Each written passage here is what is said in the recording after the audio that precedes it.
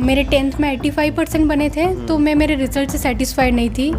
तो मैंने उसी दिन सोच लिया था कि अब मुझे 12th क्लास में बहुत अच्छा स्कोरर बनना है। मैं सोशल मीडिया से तो बची हूँ क्योंकि मैं इंस्टाग्राम, फेसबुक किसी भी सोशल प्लेटफॉर्म पे मैं नहीं हूँ।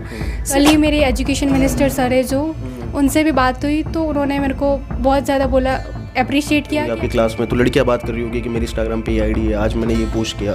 लड़के बात कर रहे होंगे हम यहाँ घूम के आए, यहाँ पोस्ट किया। आप सुनते तो होंगे, लेकिन उन सब चौकोचंद की दुनिया से परे हटकर आपने इंस्टाग्राम और उन सबसे कैसे बचे आप? मैं चाहूँगी कि result is not your final estimation of your life. You can do everything what you want to achieve in your life. It is not the final position what you have achieved in your life. You can achieve many more in your life and you can do in your further studies. एक 40% वाला इंसान भी UPSC topper बन सकता है और एक 90% वाला इंसान भी यूपीएससी टॉपर बन सकता है। नमस्कार, मैं जुगल कलाल और आप देख रहे हैं cut to cut live. Dungarpur की 12वीं में पढ़ने वाली नैन्सी कलाल ने प्रदेश भर में अपना नाम रोशन किया है क्योंकि उन्होंने 12वीं में 99.40% हासिल किया है और प्रदेश भर में दूसरा स्थान हासिल किया है। उन्होंने ना बल्कि अपने माता पिता बल्कि समाज और राजस्थान का भी नाम भी देश पटल पर ले गए। आज हम नैन्सी से बात करेंगे और समझेंगे कि आखिर ये इतना प्रतिशत हासिल करने का राज क्या है, क्या उन्होंने ऐसा क्या किया जो बाकी बच्चे नहीं कर पाए। नैन्सी, सबसे पहले तो आपको बहुत बहुत बधाई हो। धन्यवाद सर। नैन्सी, आपने ऐसा पहला ही सवाल है कि आखिर ऐसे क्या इतनी बड़ी जो उपलब्धि आपने हासिल की है उसका राज क्या है, कैसे किया ये सब? मैंने मेरा राइटिंग का जो था वो सबसे पहले चेंज कर दिया। लिखने का वे मैंने मेरा पूरा बदल दिया। और जो भी तुम क्वेश्चन स्टार्ट करते हो, चाहे वो कोई भी सब्जेक्ट हो, पहले उसका इंट्रोडक्शन तो आंसर में, फिर उसका एक्सप्लेनेशन और लास्ट उसका बाय कंक्लूडिंग लाइन से उसका आंसर एंड करो। तो ये एक बेस्ट फॉर्मेट है आंसर राइटिंग का। प्लस मैं यूपीएससी की जो स्टूडेंट्स की प्रीवियस स्टूडेंट्स से उनकी कॉपियाँ देखती थी, तो उससे मुझे बहुत ज़्यादा लगता था कि मुझे मेरे बोर्ड से ही ऐसी प्रिपरेशन करनी है, लिखना चालू कर देना चाहिए। तो मैं उस कोडिंग लिखती थी अभी से। अच्छा, और आपकी प्रेरणा क्या थी इतना बड़ा परसेंट हासिल करने में? मेरे 10th में 85% बने थे, तो मैं मेरे रिज़ल्ट से सेटिस्फाइड नहीं थी। तो मैंने उसी दिन सोच लिया था कि अब मुझे 12th क्लास में बहुत अच्छा स्कोरर बनना है और मुझे सारी के सारी डोमेन सब्जेक्ट में फुल स्कोरर बनना है, जो कि मैं बनी। पॉलिटिकल साइंस, ज्योग्राफी और इकोनॉमिक्स में 100 आउट ऑफ 100 स्कोरर, और मैंने लास्ट में कर दिखाया। और आप ये टाइम टेबल और वो सारी चीज़ें कैसे मैनेज करते थे, क्या रहता था आपका शेड्यूल? मैं ऑनलाइन पढ़ती थी तो मुझे सेल्फ स्टडी का टाइम कम मिलता था सर। तो मैं 6 घंटे दिन में पढ़ती थी, उसमें मेरा 4 साढ़े 4 घंटे ऑनलाइन हो जाता था और मैं सिर्फ 1.5 या 2 घंटे सेल्फ स्टडी करती थी।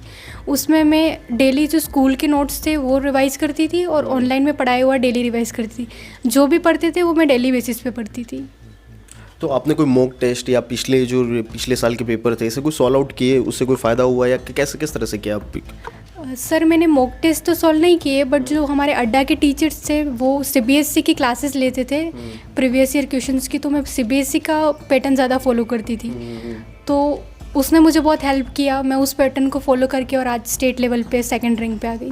परीक्षा में कभी तनाव महसूस किया क्या? हाँ सर, एग्ज़ामिनेशन के टाइम पे मुझे होता था क्योंकि मैं साथ में दूसरी प्रिपरेशन करती थी, तो मुझे स्कूल का सिलेबस का टाइम इतना नहीं मिलता था क्योंकि इकोनॉमिक्स का सिलेबस सीयूटी का और स्कूल जो बोर्ड्स का था, आरबीएसई बोर्ड का, बिल्कुल अलग था।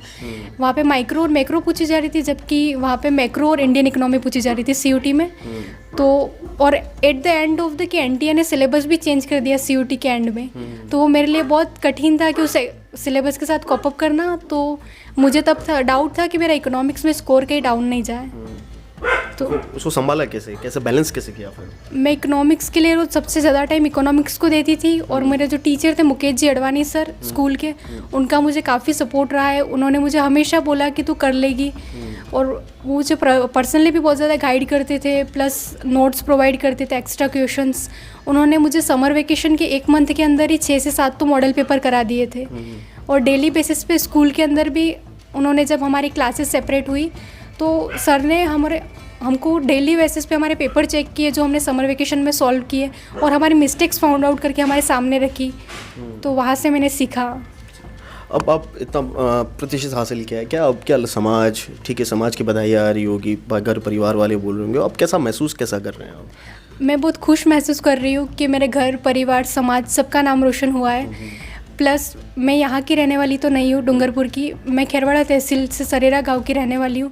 तो मुझे वहाँ से भी बहुत ज़्यादा फ़ोन आए, तो मैं दोनों तरफ से दोनों को बहुत ज़्यादा, उनकी जो खुशियाँ हैं उनका मेरे पास कोई स्थान नहीं है। मैं उनको बहुत ज़्यादा, मैं उनके लिए शुक्रगुजार हूँ। मैं कुछ कह नहीं सकती, उनका इतना मेरे पे कॉल वगैरह आ रहे हैं। और कल ही मेरे एजुकेशन मिनिस्टर सर है जो, उनसे भी बात हुई तो उन्होंने मेरे को बहुत ज़्यादा बोला, अप्रिशिएट किया कि आप आगे सिविल सर्विसेज की प्रिपरेशन करिए और आप सक्सेस अचीव करेंगे आपकी लाइफ तो में। मदन दिलावर ने आपको फ़ोन किया? जी सर। क्या कहा पंचायती राज मंत्री और शिक्षा मंत्री ने आपसे फ़ोन पे? उन्होंने बोला कि आपका नाम नैन्सी है, और फिर उन्होंने मेरा पूरा डिक्लेरेशन लिया कि क्या क्या सब्जेक्ट्स थे आपके, और मार्क्स और लास्ट परसेंटाइल पूछे। एंड देन उन्होंने बोला कि आपको आगे क्या करना है और एम पे आप हमेशा अपना फोकस रखना, आप आपका एम अचीव करेंगे। उन्होंने मुझे बहुत ज़्यादा बधाइयाँ दी और राजस्थान सरकार आपको सपोर्ट करेगी, यूँ भी बोला उन्होंने। जैसे आज के दौर में देखा गया है, बच्चे मोबाइल सोशल मीडिया पे काफ़ी शौक रखते हैं। किस इस मोबाइल और सोशल मीडिया से क्या आप भी एडिक्ट थे या फिर बचे, तो फिर कैसे बचे?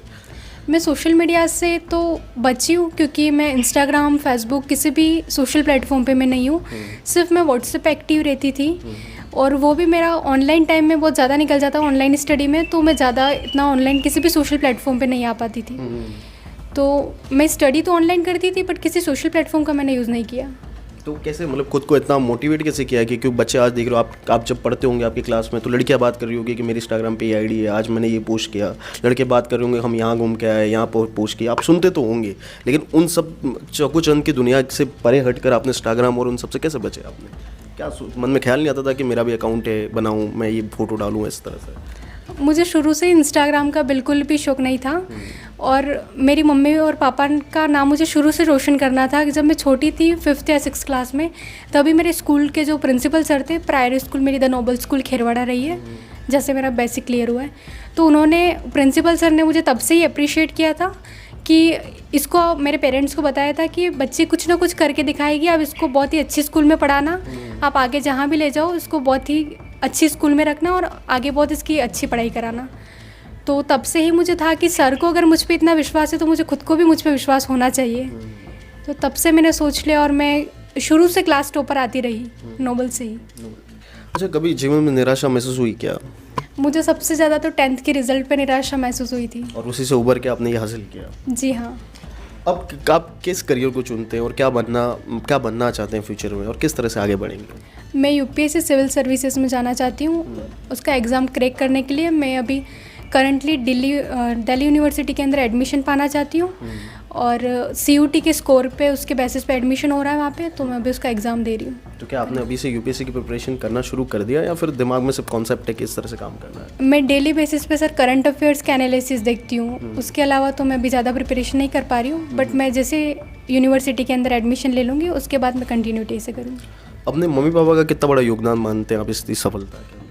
मेरे पापा का बहुत ज़्यादा योगदान है इसमें। मेरे पापा मुझे हमेशा सपोर्ट करते थे कि तू करेगी, और मैं हमेशा निराश होती थी, पर वही मुझे बताते कि तू कर लेगी, मुझे तुझ पे विश्वास है।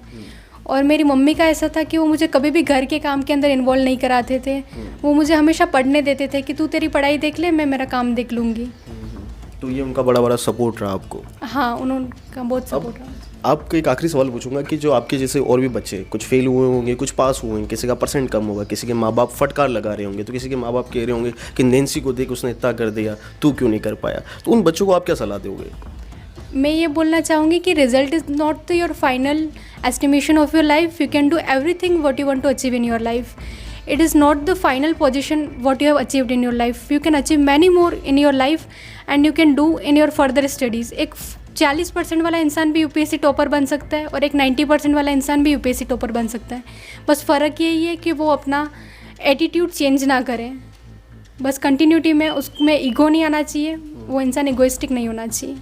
मतलब इन बच्चों को ये कहना चाहती हूँ कि हम नैन्सी को देख के अनसिक्योर ना बन सकते. जी हाँ, मैं बिल्कुल यही बोलूँगी कि आप मुझे या किसी भी टॉपर बच्चों को देख के अनसिक्योर फील ना करें, क्योंकि उन्होंने तो किया जो आप भी कर सकते थे. हो सकता है कहीं ना कहीं हर टाइम बच्चों का ये जो पीरियड होता है वो बच्चे डिस्ट्रैक्ट भी होते हैं. सोशल मीडिया प्लेटफॉर्म ही ऐसा है. तो मैं कहना चाहूँगी आगे अपनी फर्दर स्टडीज़ अच्छे से करें और इसके लिए आप CUT का एग्ज़ामिनेशन दे सकते हैं दिल्ली यूनिवर्सिटी या और बहुत सारी यूनिवर्सिटीज़ है, वहाँ पे एडमिशन पाके और बहुत अच्छी अपने आगे का करियर चुन सकते हैं। देखिए, हमारे बीच में थी ये नैन्सी ने बताया कि किस तरह से उन्होंने इतनी बड़ी उपलब्धि हासिल की। इस सारी बात में सबसे बड़ी चीज़ समझ में आई वो थी डिसिप्लिन। उन्होंने कभी पढ़ाई छोड़ी नहीं, किस तरह से पढ़ना है, पेपर का आंसर कैसे लिखना है, उस पर उन्होंने बारीकी से काम किया। तो उन्होंने बारीकी से काम करने की वजह से उन्हें आज इतनी बड़ी सफलता हासिल हुई। कट टू कट लाइव इसी तरह देखते रहिए और बने रहिए कट टू कट लाइव के साथ। मैं जोगिल कलाल मेरे सहयोगी विनीत के साथ।